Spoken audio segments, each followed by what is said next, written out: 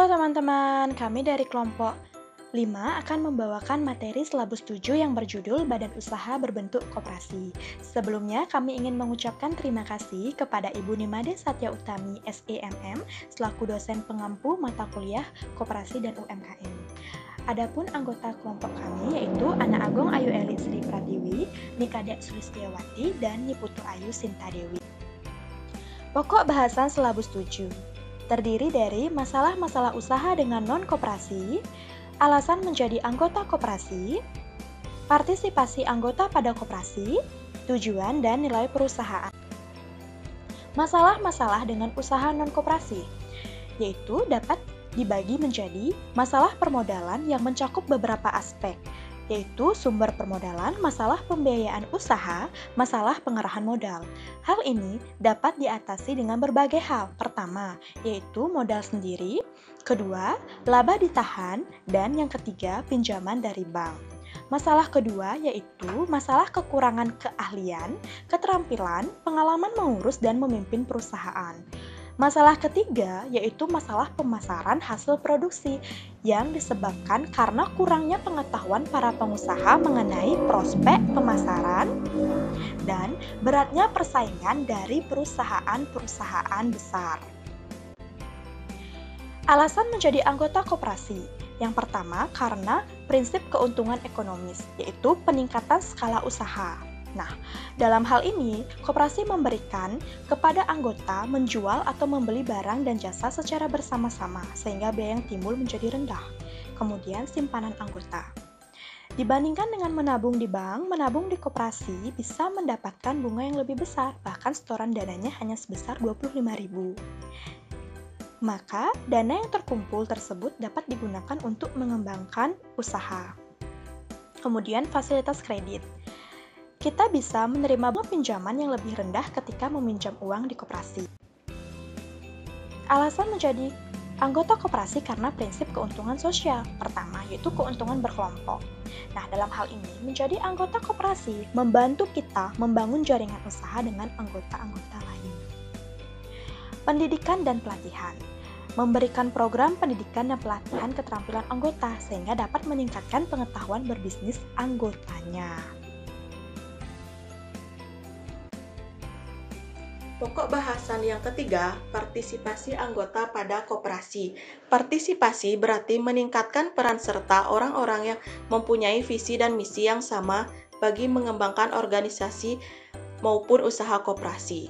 Partisipasi anggota dilandaskan pada prinsip identitas gandanya, yaitu anggota sebagai pemilik sekaligus sebagai pengguna. Partisipasi anggota sebagai pemilik terdiri dari partisipasi dalam penyertaan modal, yang kedua pengawasan, yang ketiga membuat keputusan. Partisipasi anggota sebagai pengguna terdiri dari 1. Wajib memanfaatkan fasilitas, layanan, barang maupun jasa yang disediakan oleh koperasi. Contohnya layanan pembayaran listrik, PDAM, Telkom. Contoh partisipasi anggota koperasi pada KSU Kertesari Sedana terlihat pada gambar pertama, yaitu partisipasi anggota pada saat mengikuti RAT atau rapat anggota tahunan. Yang gambar kedua, partisipasi anggota dalam menggunakan salah satu jasa pelayanan yang disediakan oleh KSU Kertesari Sedana, yaitu pembayaran rekening listrik. Faktor-faktor yang mempengaruhi partisipasi anggota terdiri faktor positif, yaitu 1. Perasaan kelompok yang kuat, 2. Latihan berkesinambungan bagi calon anggota dan anggota, 3.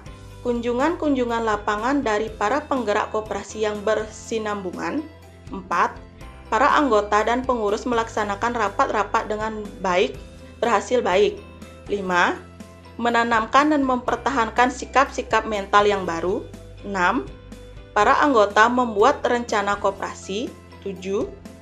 Penerbitan publikasi yang teratur disebarluaskan kepada para anggota koperasi. 8. Latihan bagi para anggota untuk memahami, menganalisis koperasi-koperasi. Adapun beberapa faktor negatif yaitu 1. Kurangnya pelatihan anggota dan calon anggota. 2. kurangnya manajemen yang teratur dan keterampilan manajerial dari pengurus koperasi. 3. Ketidakcakapan para pengurus koperasi untuk menata pembukuan. 4. Kurangnya rencana pengembangan profesional untuk perkembangan kebutuhan para anggota. 5.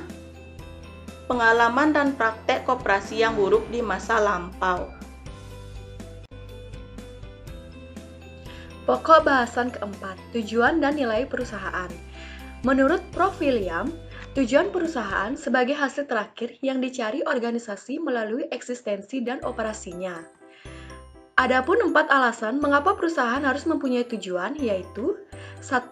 Tujuan membantu mendefinisikan organisasi dalam lingkungannya. Kedua, tujuan membantu mengkoordinasi keputusan dan pengambilan keputusan.